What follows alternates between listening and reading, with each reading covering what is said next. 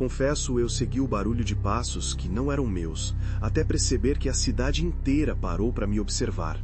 Foi naquela rua estreita que eu moro, entre feira e padaria barata, que tudo começou.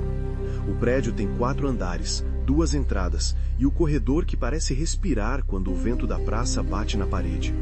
Eu sempre achei que ali as coisas aconteciam devagar, como se o tempo tivesse esquecido de mim. Naquele mês, porém, tudo ficou acelerado demais para parecer natural.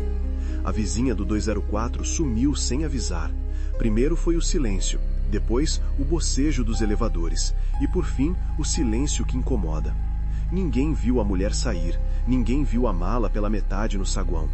Um morador da portaria disse que ouviu choro baixo vindo de dentro da casa, como se alguém estivesse tentando respirar por baixo da porta. Na noite seguinte, ouvi passos que não eram meus cruzando o corredor. Um rodopio curto, algo que não combinava com o silêncio da rua. Quando abri a janela para ver quem passava, não tinha ninguém, só o reflexo da minha própria cabeça na vidraça. Foi aí que o prédio começou a falar comigo, sem palavras, em outro idioma que eu não conhecia. Um ranger de madeira, um estalo de dobradiças, uma respiração contida atrás da porta da cozinha.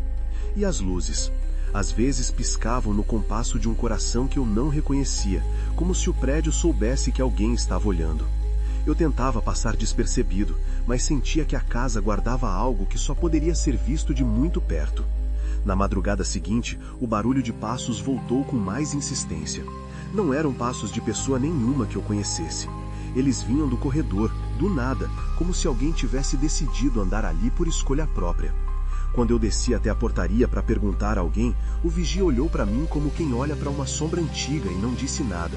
Apenas apontou para o fim do corredor, onde as luzes tremiam de novo, como se a energia do prédio operasse sozinha, sem ajuda de ninguém. Naquela semana, o corredor começou a mudar de formato.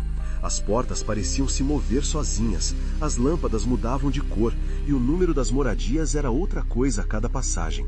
Subi e desci, contando as portas como se fosse uma contabilidade que eu pudesse fechar. O 204 já não era o 204 de sempre. As paredes tinham marcas novas, traços que pareciam crostas de saliva antiga, como se alguém tivesse passado a língua nelas para deixá-las mais escuras. Eu sentia que alguém, ou algo, estava brincando comigo, fazendo questão de não me deixar esquecer. Mesmo assim, eu entrei naquela casa que não era mais deles nem eu. A porta estava entreaberta, mas por dentro a sala era parecida demais com a minha. A mesa, o cadeiro, a TV antiga, tudo no mesmo lugar. Só que ali havia coisas que não deveriam existir na minha casa.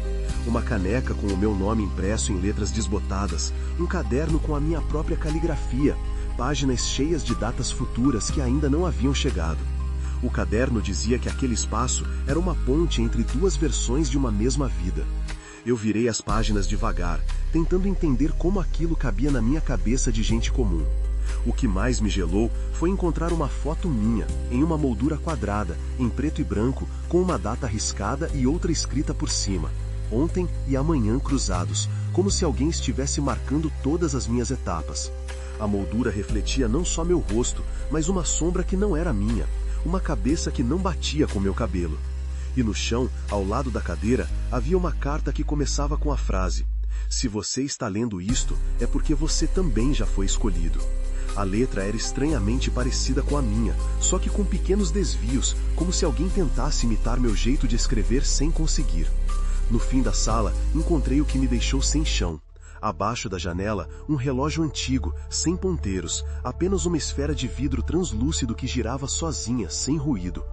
Dentro dele, uma pequena cidade parecia mover-se, com pessoas que não me viam, olhando para o vidro como se alguém ali fosse importante. Não havia vento, mas o vidro vibrava suavemente, como respirasse comigo. Entendi que aquela casa era uma lente pela qual a cidade olhava para dentro de mim. Eu tentei sair, claro. Fui para a porta do quarto, abri a janela e o tempo lá fora parecia não se mexer. O corredor, porém, mudou de novo. As portas tinham aberto espaço entre si, formando uma passagem que só existia quando a gente acreditava que não havia mais nada ali. Eu avancei, tropecei em cabos invisíveis, ouvi a voz baixa do prédio em minha orelha, sussurrando que eu não era mais dono do meu caminho, que o caminho era deles agora. Quando finalmente alcancei a saída de verdade, a rua parecia a mesma de sempre. o mesmo cheiro de pão queimado, o mesmo rumor de gente indo aos seus afazeres. Mas algo na paisagem mudou. As pessoas caminham devagar demais, os passos parecem pesar mais do que deveriam, e alguém, em algum lugar, me observa com olhos que não reconheço. Eu não sei dizer se voltei à minha vida ou se a vida voltou para me buscar de novo, com a memória de ter passado por algo que não deveria existir. Agora, eu vivo com a certeza de que o prédio guarda aquilo que ele sabe fazer de melhor: transformar uma noite comum numa brecha para o que não tem nome. Às vezes, quando acordo no meio da noite, ouço o próprio coração do edifício bater bem baixo, quase fora da minha cabeça, como se o mundo inteiro estivesse cochichando por dentro das paredes. E eu fico ali, ouvindo, esperando que a casa resolva quem fica e quem some.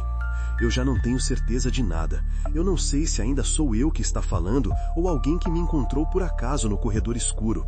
Alguém que decidiu ficar para sempre ali dentro, onde cada porta é outra história e cada história termina no mesmo silêncio.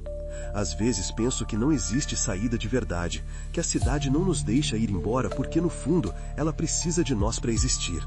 Se você está lendo isto agora, pode ser que eu já tenha desaparecido por completo, ou pode ser que ainda esteja aqui, tentando entender por que a minha sombra continua me observando do outro lado do vidro. E sim, eu sei que isso parece uma história de cidade grande, de boato antigo que ninguém quer ouvir de perto. Mas eu juro, aconteceu comigo, na minha casa, naquela madrugada em que o prédio resolveu nos mostrar que o tempo é só uma promessa que ele não cumpre. E por mais que eu tente, não há como desfazer o que vi. A cidade sabe, a cidade guarda, a cidade exige que alguém permaneça para que ela permaneça viva.